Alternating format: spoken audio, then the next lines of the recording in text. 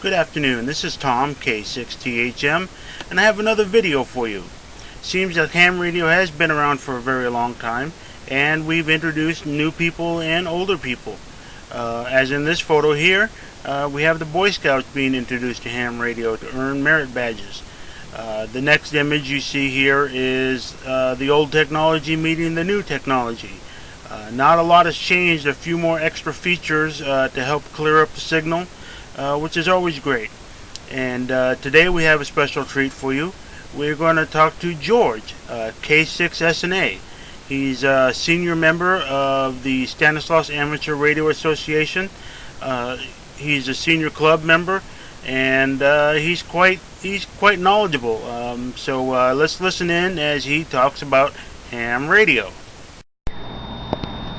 Okay, go ahead and introduce yourself. Alright, hi, I'm George, K6sna, Modesto. I've been a ham radio operator since 1956. I operate on most bands, on 75 through 10 meters, also on 2 meters, and then also on the 450 amateur band. I have been active also on the Mars program, Air Force Mars. I had various experience in amateur radio, operating DX, VHF contest. I also active in the Air Force Mars program, as I mentioned. And in the years past, I also worked at the ARL headquarters, on the headquarters staff. So I had a chance to get to see the overall view of amateur radio from a national scene. So my experience has been rather varied, and I've seen the technology of the hobby change over a period from the old tube type radios up to solid state.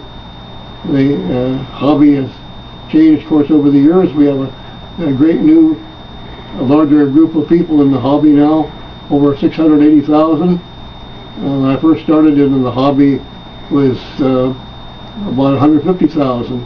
So it's I've been active since 1956, as I mentioned. More than 50 years. So that's my background in the hobby. What do you think about the new ones, the younger kids getting involved, and the things that they are going to have to learn as compared to what you learned? That's very excellent. The new technology now, melding computers and with the new people now learning some of the new technologies, that fits in well, I think, with the hobby, and it's a growth hobby. So you have new people now coming along that will bring themselves into the hobby. Now, what do you think about the elimination of CW? That's rather sad in a way, and I'm very sorry to see it. But that's another change of the times. CW has always been a foundation of the hobby. However, it has not disappeared. You still have quite a few hams, amateur radio operators that do operate the Morse through the CW, and so it's not a forgotten element in the hobby at all. Now, what do you think for some of the older members out there that have not gotten their ticket yet? What would you say to them to encourage them? I would say to them, take a stab at it. It's not as difficult as it used to be.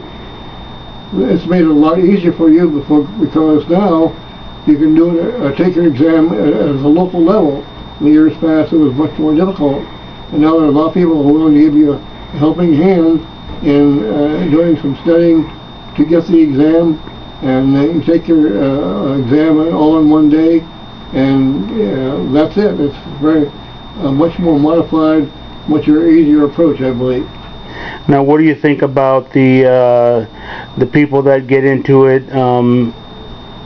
that just want to communicate but don't want to get involved in relief efforts or community activities?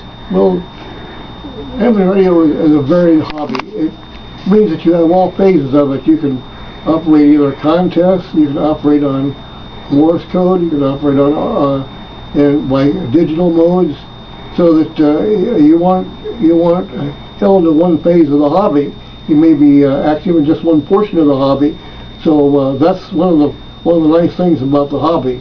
It's varied, and to a younger person, for an older person too, you can fit yourself in any way into the hobby. Okay. So, what is your greatest memory as far as making a contact, whether it's in the Continental or U.S. or DX station? Well, one of my greatest thrills, probably goes back many years when Oscar 1 went up.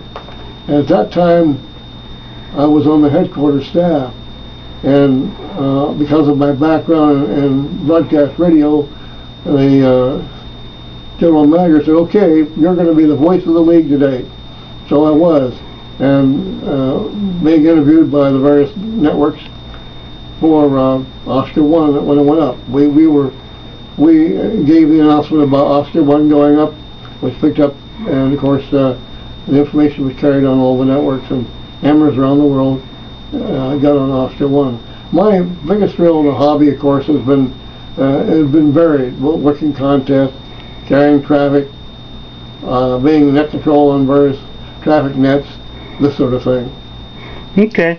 Well, thank you, George, and hopefully we get some people that are encouraged that the hobby is fun. Thank you. All right, thank you.